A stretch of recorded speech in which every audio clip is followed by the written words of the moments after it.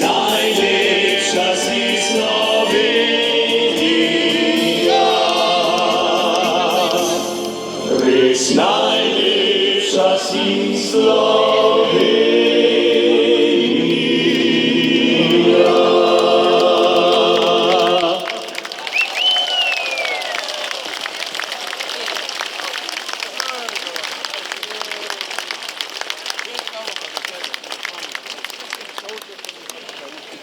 Spoštovane gospe in gospodje, prisluhnimo zahtevam Majniške deklaracije 2014, ki 25 let po drugi Majniški deklaraciji ponovno zahteva Slovenijo, utemeljeno na spoštovanju človekovih pravic in svoboščin, na demokraciji, ki vključuje politični pluralizem, ter na družbeni ureditvi, ki bo zagotavljala enakopravno duhovno in gmotno blaginjo vsem državljanom in državljankam.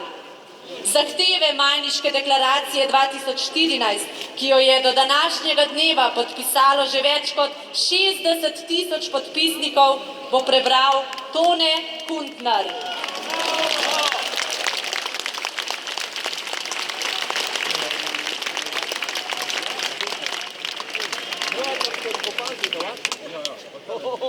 Podpisniki te listine izjavljamo in sporočamo.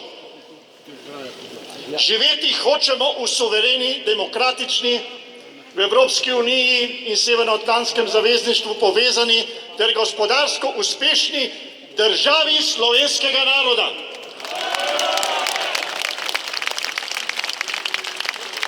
Ki je utemeljena na spoštovanju človekovega dostojanstva, človekovih pravic in svoboščin ter na vladavini prava.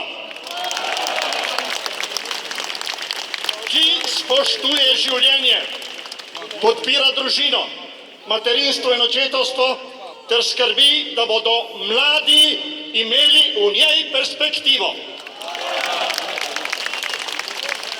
Ki je odprta za iskanje zgodovinske resnice, očiščena ostankov totalitarnega režima, zavezana spravi, medsebojnemu razumevanju in sodelovanju.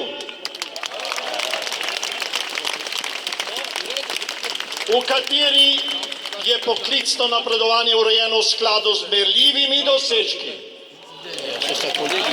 Ki ima v medijskem prostoru uveljavljeno nepristranskost in spoštovanje dejstev, da se lahko izražajo različne kulture in svetovno-nazorske usmeritve. V kateri velja pregleden sistem volitev, ki omogoča politično stabilnost in odgovornost. Živeti hočemo v državi, ki jo bomo Slovenci ter državljani doma in po svetu lahko prepoznali kot svoj dom in domovino.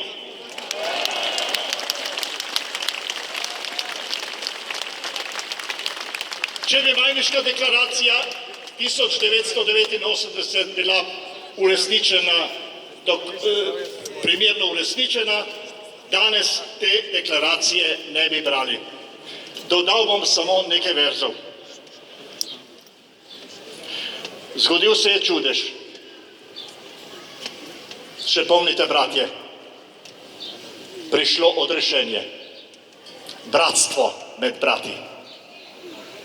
In z bratstvom pomlad v vsa naša srca, v vse naše hiše, po vsej domovini in zdomstvih sveta in spremenila brezupnost v upanje.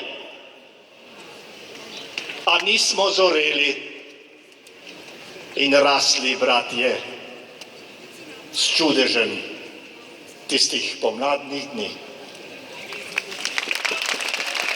To je bilo Tone Kuntner o prediranju Majniške deklaracije 2014.